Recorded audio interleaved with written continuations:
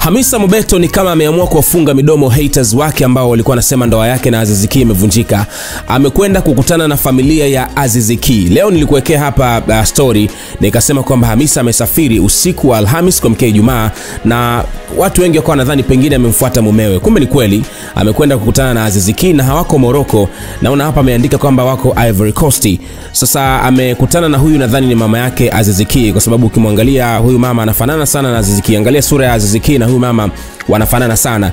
Ingawa Hamisa hajaandika hapa huyu ni nani, lakini you can see kwamba hii ni familia ya Aziz Ki. Na Hamisa pia ameandika kwenye caption baada ya kushare hizo video na picha kwamba Abidjan breathes dreams into the air where every corner holds a memory whispered in a color and rooted in love. Here family is the rhythm and every heartbeat dances between sky and the sea. Hashtag Abidjan, hashtag Africa, hashtag Ivory Coast, hashtag Damp.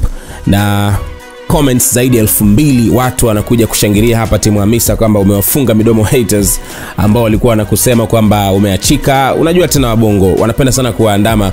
Kuna mtu mmoja amenitumia DM akaniambia mastaa na maisha magumu sana, kama mambo ya kila kitu wanachokifanya lazima wasimangwe huko mtandaoni. You can see now ni binadamu pia, wanawezaje kuhimili mambo kama haya? Lakini ndio hivyo, haya ni majibu tosha ya kuwafunga midomo haters ambao walikuwa wanafikiri labda ndoa ya Hamisa na Aziz Ki imeingia mtoni ama imevunjika. So nakuachia utazama hizi video, angalia vibe hapa la mama na akiwa na Hamisa Mobeto, lakini pia furaha ya Hamisa Mobeto pia naona anajaribu kupiga mpaka Kifaransa. I think ndio hicho ambacho anakiongea hapa.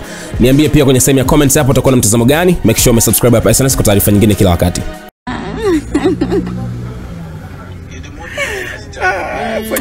Bisous.